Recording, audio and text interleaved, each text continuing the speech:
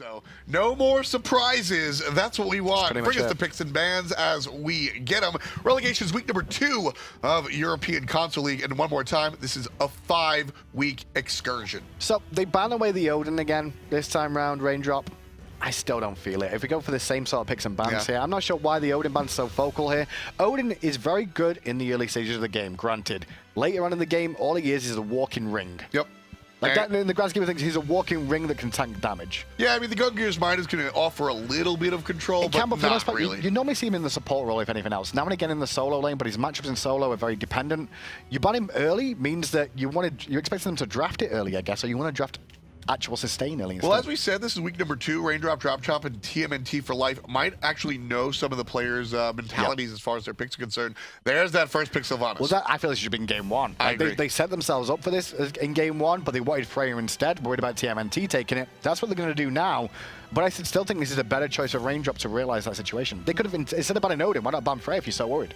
Exactly, because Freya, what it comes down to is Sylvanus is going to be a good... Freya comes down to the power of the player. Yeah. Right? If you're really not... And sure, you can say that about any god, but with gods like Freya, it's just amplified. If you're not going to be top of the class, you're going to be last. Indeed, and it's going to allow TMNT to potentially... late game, they're going to have the hyper carry available.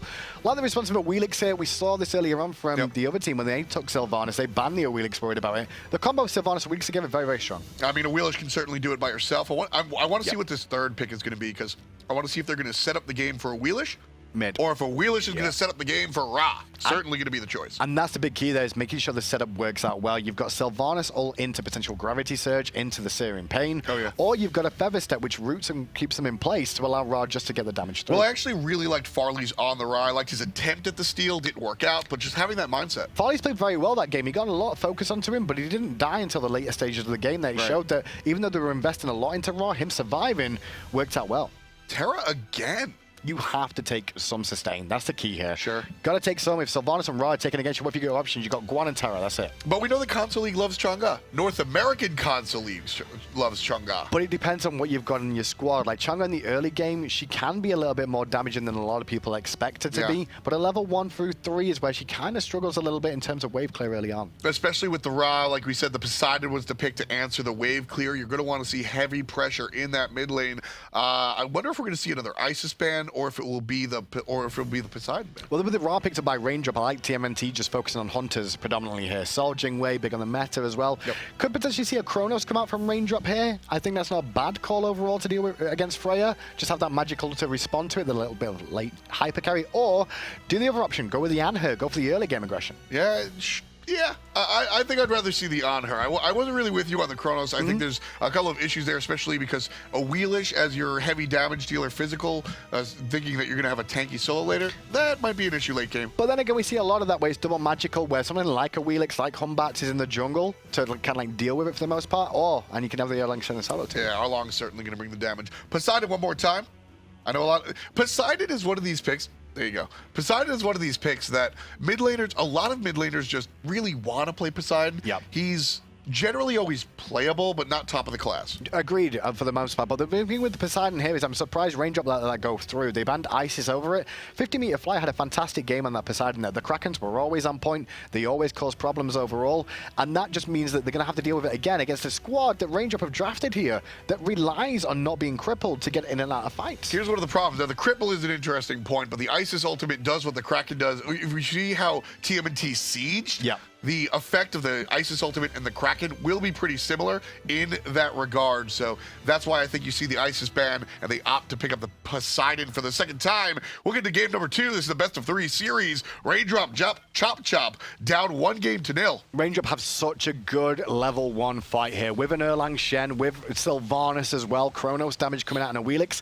They could set up a lot here, Raindrop, and TMNT have to respect this. That's why there's 4 players on this side of the map right now. 4 players just to look, and then you're going to see the split up, but there'll still be 3 players strong here. And keep an eye on that Terra, actually. Something tells me, though, that we may see RainDrop go very aggressive in the early game because of the sprint pickup by StacktimusPrime here. If he's going to go sprint, he's looking for aggression with this more often than not. There's no reason to really go the sprint over the shell at the start of this game, which we saw was an issue for RainDrop last game when the Krakens kept coming out and we didn't have the shell available. But the sprint can actually do a very similar thing by helping him to avoid the Kraken. Sprint also helps in the lane against the Freya. Some of the other items like shell and stuff, Freya's just going to melt you anyway, so just literally running away from her plus the accelerate, that's really going to help out the Chronos. They could look for pressure onto Terra in the early game as well, because when she does the double dash with the monolith, once the dash is down, she's got no form of escape whatsoever. If you hit the sprint at that point, you can run her down like a dog. That's actually a really good point, Hindu. Here's the invade coming out right-hand side. RainDropChopChop looking for the speed. It's already down. Already down, the sprint wasn't popped just yet. Pin in place, going to force the beads, but Auzrik just walks away, happy that he's got his speed and he's not going to die. The wraparound from Stactimus was a bad idea then. Be with the team, pop the sprint early, you delay too much and you lose the buff that you were looking to steal away. Blue buff goes down anyway to RainDropChopChop. But this is a win for TMNT. Why? Because they split that 2-man. These guys are split in 3, which overall means that TMNT are in an experienced lead already. And look at Predators. He knows that he's not going to die to this Awilix Sylvanus combo early. Goes out and finds some early game poke. And here's the counter invade coming out from TMNT. Speed buff going to go down for the count. They recognize they were doing blue, so what happens is Terra rotates to mid lane, pushes out the wave. Raw can't do anything on his own in the mid lane, so hey, what does it take their speed in response? If Raw's level 5, completely different story. That's why you make that play right around here. Mid lane Harpy is going to be contested over. The big key here is, once again, RainDrop is showing that they are not good at actual objective control. They're good at fighting. They want to fight. So RainDrop actually gets one of those mid Harpies. You can see the little charred effects. That's going to be what happens when Ra kills the minion. So 1 for 1. But look at the jungler and support on the side of RainDrop right now. Both still level 1. Ooh. Bad situation when you're a position there. Level 3s on 2 of them and a level 2. You're massively down already in the early game, and this causes so many problems. Yeah, that might be the issue. Only the route available for Sylvanus. He's still going to be able to walk in and hang out in the lane. Just not enough damage yet with Mr. Turtle, only having really little setup. He's not got any damage on that kit, so he relies on more. But it is allowing for TMNT just to get off to a very good early start for themselves. And there's going to be the level 2 for Sylvanus, so you see the heal coming out.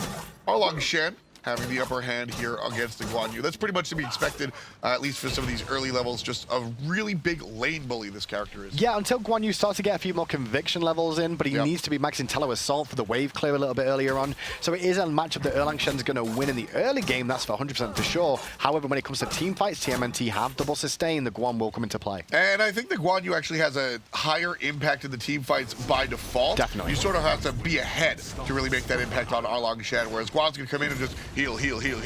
And it's also the cavalry charge that he's going to be able to do as well to slow down the targets he hits with it and then stun to set up for a potential Kraken straight afterwards. There's a lot of potential with that. You know, it's not the best initiation in the game, but it's one of my favorites. One of the most damaging, though. And that's one of the big points about it. Here's the 2-on-1 coming in. Erlang Shen just walks in, uses his getaway. Lucky. He might still be dead, though. No, one hit from death, but he dashed into the wave there overall, and Auzrik nearly eats death to the minions in response. That was crazy. That was a little bit sloppy, but still no first blood just yet. A lot of excitement on the right-hand side of your screen as only the hunters are left in their lane. Everybody else near solo. Small mistake from TMNT, though, not to take the life of Erlang Shen there. He dashes into the wave. He's got no escape after that. He should have died there, but they didn't have enough damage to commit and pick him up. Yeah, I mean, you even saw the dive coming out from the Ratatoskr. It almost killed Ratatoskr, so they tried, but they just couldn't pull the trigger. Now, left-hand side, though, this game is no Styley off to a bit of a better lead than the Freya early on. Now, Chronos is pretty good at controlling this pace of this matchup for the most part. Chronos is great for being defensive or offensive if he gets a lead. He can sit under the tower and quite happily free farm, not worry too much, and still rotate to the fights with the help of his accelerate. Well, one of the nice things about that matchup for Chronos is that he has the benefit of just being also a traditional mage. Chronos is a basic attack character, but only at certain points. Then he's a regular mage. Freya's a basic attack character, and then she's nothing. Just a basic attack character in the grand scheme of things. Chronos has basic attacks and then 2 abilities that both deal damage as well that don't combine off each other. But right now, Uptier is going to fall here for free. Yeah, it's the 1-on-2. Quickly turns into the 1-on-3, just in the wrong hood. That'll be first blood. First kill going to TMNT. Kraken helps out Auzrik. There's going to be the second kill for the juggler. A quick start for the quick crack. A great work from Predators here. He's zoning them away again, just applying pressure. It doesn't matter if he dies. Realistically, he won't want to, but he does allow his team to get the speed as well. And he knows that Terra's there, providing the root, providing the CC, and the jungler provides the damage. Auzrik with 3 kills with 4 on the clock. So overall, when you look at what happened with RainDrop there, they all start with beads again, which against this squad, I'm not too worried about the beads. I'm more worried about having an Aegis to deal with the Kraken damage. That's where the only burst really comes from this team. The rest of it at the moment is sustained damage from the likes of, you know, the poke damage coming out from Ratatoskr. But it's really important to have those Kraken. Now that you mentioned that, that is absolutely. So what a lot of players do at the beginning of the game, you press tab, you look at the enemy, and you go, do I need beads or Aegis? Now you're going to think about some of the other options later on, but you want to know your defensive option. Exactly. And so as you look at it, Hindu, I mean, just to analyze it, there's not a lot of hard CC. What hard CC is Ratatoskr Acorns into a stun. Cripple from Whirlpool isn't a hard CC, but it's a soft CC that's very painful to deal with. And then on top of that, it's Terra walls. Like, there's the only CCs you really got to deal with, and if you can't weather the storm of those, then you're not going to be able to do anything against the Kraken that's going to hit your face after that anyway. Is beads really going to keep you alive against the Kraken when in that situation? Not really. Yeah, exactly. Poseidon is the... There are some characters that you... All right, I got to think about. Poseidon is the Aegis spell. Ring, ring, ring by Aegis. And what you generally do with that is when you play a Poseidon, you normally drop something like Hunbats, right? With a Poseidon, because then it's like, oh gosh, do I deal with the Fear No Evil by getting beads, or do I deal with the Kraken by buying Aegis? And most times people do, you know, predominantly go with the beads option, which allows Poseidon to be in a better spot. But right now, there's not a lot of CC on TMNT. Well, the CC is going to come out, and well, death is the best CC. Uptier sends Predators back to base the hard way. So that'll be a kill for the solo. That was a crazy little fight there in the solo lane. If you don't know what happened there, Predators was calling for a gank. He had Auzrik on the way in, but Auzrik didn't know, and neither did Predators, that Uptier was also getting supported by OverPoweredUSB on the Awilix. Awilix turns up, slows down Rat getting to the sky, means that he dies for free and looks like an idiot. That's basically what happens. You can't help it. It's a shot call that happens to all of us. You don't see it in the grand scheme of things, but I know that's what happened on comms. Yeah, I mean, you know, when it comes down to it, hindsight's 20/20, and they're going to look at the VOD and go, well, maybe not next time. I mean, they'll look at that and go, yeah, we know what happened there. You know, I called for the gank, but I couldn't get to the air because we didn't know Awilix was there too. Yeah, you can't really plan for that. So looks can be deceiving. The problem is right now, though, is once again, TMNT getting up to the same sort of start they did last game. The only difference is, like I mentioned, objective control was definitely in their favor as time went on. And they're starting to do that again in terms of controlling the jungle. It's always a 2v1 on this side of the map. Erlang Shen gets the heal, or starts the heal, but doesn't actually get it. Predators gets another kill. Surprised if we don't see RainDrop there. Just go to the Gold Fury side of things. They could have looked for pressure on the Gold Fury. Instead, they contest the Elementals, especially knowing the jungler's on the right. Could have looked for it. That's what I'm asking. That's textbook Smite. Here comes a nice little play coming out from TMNT, looking for the scissor. They came from both sides, but a stronger retreat from RainDrop gets them safely under the tower. More importantly, on Ra's heel. It's a retreat though, but they lose a speed buff again on the right-hand side. This is TMNT timing these engagements well to make sure they find something off the back of it as well. You force RainDrop back, you invade the jungle and pick something up on the exit. Yeah, last time we were applauding the timing of TMNT with respect to the gods and the characters as they sort of get their wheels under them. TMNT now using timing to their advantage in the jungle. Take a look at that. Take a look at that lead right now. Leech will take a look at it after this, after they amplify it with a kill of the mid laner. Mr. Turtle picks it up off of damage from the mid lane. 2,200 gold lead. And that's just RainDrop walking forward, trying to clear a wave, and TMNT's like, I've got ults up. Should we just go for a play? Yeah, let's see if we can hit someone. Oh, cool. Sylvanus. Oh, Kraken dead. Done. So no shell again. So one of the downsides is that they didn't make the play for the Gold Fury. They had 2 kills and no play coming out from TMNT. That would have been a nice little bonus on top of it, but I think they were afraid of Farleez able to steal it. Now, we mentioned the Gold Fury a little bit early on that we could have seen RainDrop go for, but TMNT recognized that could have been an issue, and we've had it heavily warded the whole time. And no response again from RainDrop in time to contest the Gold Fury, so continuing the same trend we've seen so far. So right there, I mean, RainDrop could have been a little bit more. That's just TMNT. They killed it too fast. RainDrop just can't get there unless they're already present. He could be dead here. Yeah, it's going to be ultimate onto Erlang Shen. He walked again a little bit too aggressive. There's help from the other side. Not going to be enough. Ultimate out of the mid lane. Will find, but there's the root. A little bit too deep there. Predators just ends up overextending a little bit, thinking he was not going to get a rotation or anything like that. And instead, the boys have to fall back. Still low on mana and use some of their abilities. Mr. Turtle with the crazy back. I'm not going to call it a lazy back. He knew where the enemy was. Yeah, he just got lucky as well for the grand scheme of things. It works out well. I want to see him take this tier 1 tower on the right-hand side. I'm surprised that we saw Awilix go back towards the mid lane as well as Ra. They could have all grouped up on the right, taking a tier 1 tower on the right to punish the fact that Predators was dead. Yeah, just a couple of things. Keep in mind that these are the players that are trying to get into the SPL, so they do have some things to learn, but how do you feel about the cores of these two squads so far? Cores seem pretty good in terms of picks and bans. They seem to understand what their game plans are going to be for the most part. They understand the level 1s, but its execution is always the issue. For me, as long as you understand what the game plan is, and no Styley, your game plan is to get laughed at by a Freya. Welshbeastq, proving his name correct, finds a solo kill against his opponent. I mean, I don't know exactly what happened there, but I'm looking at He shot him. I'm looking at no Styley, and he's got both relics up. So I don't know exactly what went wrong there, but it was all doom and gloom on the side of RainDrop, and they might be losing heart because of how this game's going here. Yeah, it's going to be a little bit troublesome. Now you have to sort of come into the fact that these players were playing all day, and they do have some, what's the word, tilt? Not necessarily tilt, just like drainage, I guess is one of the things you just say. Like this drained up. That's going to drain the life out of the support. Auzrik gets the kill off the damage from the mid lane. Kraken. And one more falls. 4-0-2 for the jungle rat. I don't want to keep coming back to the shell, but I really feel against the Kraken, and they let Poseidon go through. They should have recognized the problem was the Krakens, because it really was. But he's still enough for a kill here on Uptier, but now Auzrik's there to clean it up. Oh, the tag team. I love that. Guan, you got up, down, and walked away, knowing, trusting his teammate was going to come in here. Not hanging around for no reason whatsoever. Now Auzrik just walks in the jungle, picks up one. They're looking to steal away the speed as well. TMNT are just running away now. He's getting to about 4K gold lead at 10 minutes. That's pretty big. Yeah, this is when the ball starts rolling downhill, folks. TMNT certainly started off the snowball early, like Kidu said, just shy of 4,000. There's a few things that TMNT are showing me that I really like, though. They pressure the right-hand side instead of the speed buff that they've been going for time and time again. You saw RainDrop were grouped to the speed there, apart from on the right-hand side, Uptier was left alone. They pressure Uptier, which creates an extra man to join the fight for the speed. And then they still get that as well. Creating their own power play. Just making it happen, really like that. Auzrik has been the guy. And, you know, so this team, as we said, this team was in the Pro League before under a different banner and not one of the better teams. But Auzrik has been the shining light for this squad, and watching him here, it's still the same. He's doing great work on Ratatoskr, which he's had both games, I believe, right? He's just done the same thing over and over again. Look for this. Was it the other way round? I believe he was on the Rat last game as well. Maybe I'm wrong on that one. I'll get that confirmed afterwards. But still, he's had a fantastic game in terms of his initiations here. He's been looking, he's clearly been shot calling for his team in terms of where he's going to be, exactly what we want to do. You even saw that with Predators as well in the solo lane too, where Predators was going aggressive, knowing he was low in health, expecting his jungler to turn up. Yeah, with the second game in a row of the Ratatoskr, as you said, it's just really going to be strong. That's another thing. I really want to bring into play how much of a different dynamic the open bracket system is from the traditional Pro League. If you've been playing all day, you want to stick to the same characters. You get warmed up, you get loosened, and he's able to play Ratatoskr 2 games in a row.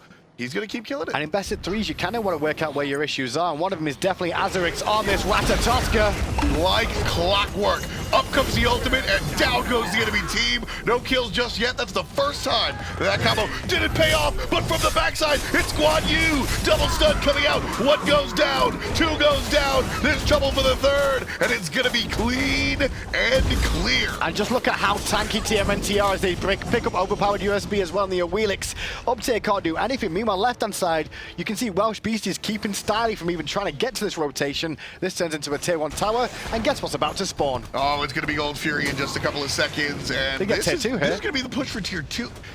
This is the power of the push from Poseidon and the sustain coming out from the Terra. Yeah, and conviction as well from Guan Yu, the other sustain option for them as well. They've got 2 sustainers the whole time. They get a tier 2 in mid. Chronos can now leave lane as you see that Welshbeastq goes, all right, yeah, I'll back up now. We got what we wanted. And now they can just fall back to Gold Fury. A tier 2 at 12.5 minutes. Mistakes were made. Mistakes were made. And so in the grand scheme of things, it's not banning Poseidon. They banned Isis. I would have let them have Isis over the Poseidon. This has been the story all game, Hindu. There's just 12 red jerseys on the right side of the map. How come RainDrop has not adapted? Well, they could have done is try to pressure the left-hand side instead, but they don't do it in time. Gold Fury left side. We're going to watch on the right side as the towers push. This is a team taking 2 objectives at one time. Chronos, he's in the mid lane. He doesn't know where to go. He's pushed out mid lane, but still, they're just keeping him busy here. Notice how they all retreat the moment the Gold Fury goes down. They don't have to hang here for the tier 2. Just pick up the Gold Fury and go, okay, cool, we can dip, and maybe even find a speed on exit. Bad luck 13 on the clock. Bad luck for RainDrop as TMNT take the game. 13 minutes, that's going to be it. Quick set coming out, TMNT. When it comes down to it, in a best of 3, I don't know if I like the F6 there. I don't think it was the right time to do it. They were definitely at a really bad deficit there. They lost a tier 2, they lost the Gold Furies twice, they were losing fights everywhere. But just like, get your composure for a second and realize there is still ways back in. We've got a Chronos. 10,000 gold down at 10,000 gold down at 13 minutes. Yeah, you're pushing it.